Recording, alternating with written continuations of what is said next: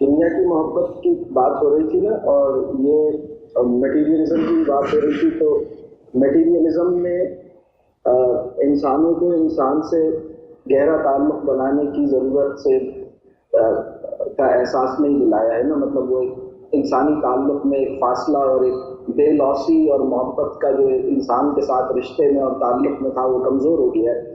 اب اس پورے صورتحال میں یعنی اللہ کے لیے کسی سے محبت کیسے کی جا سکتی ہے کہ ہماری ایمان کی ضروریات بھی پوری ہوں اور انسان سے تعلق میں بھی. یہ سوال ابھی ایک آیا بھی ہے کہ وہ بچوں کے ساتھ اور شوہر کے ساتھ محبت جو ہے اس کو کیا وہ مطلب ایمان کے راستے میں کیسے اس کو دیکھا جائے، کیسے؟ بہت آسان ہے، بہت آسان ہے، بشرطے کہ نیت صادق ہو، یعنی آپ واقعی ایسا چاہتے ہوں. تو یہ نہیں ممکن کہ میں دعا کروں اور کہوں کہ اللہ سب گناہوں سے مجھے محفوظ رکھنا، لیکن بس یہ خیال رہے کہ فلم دیکھنا نہ چھوٹ جائے کہیں. تو یہ جو وہ ہے یہ رویہ نہیں.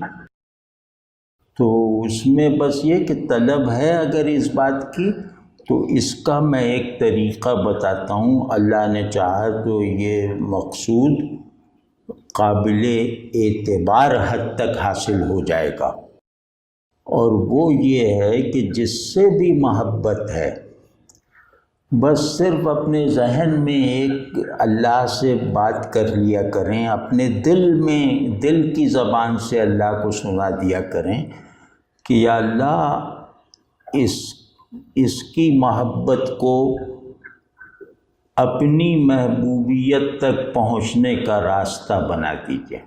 جیسے بچوں کو گود، اب چھوٹے بچے ہوتے ہیں جو گود میں لینے کے لائق ہوتے ہیں، تو ان سے جیسے ماں کو، بہن بھائیوں، باپ وغیرہ کو جیسی والہانہ اور بے اختیار کر دینے والی محبت ہوتی ہے نا، تو اس وقت درود شریف پڑھ لیں، اس وقت اللہ کا شکر ادا کر لیں، تو الرٹ رہیں.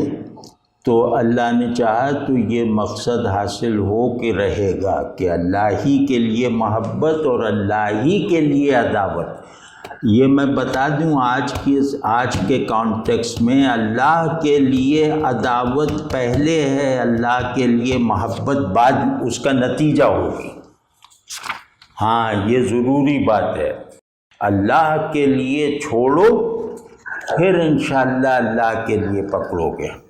اور یہ شرط ایمان ہے، اس کے بغیر ایمان معتبر نہیں ہے.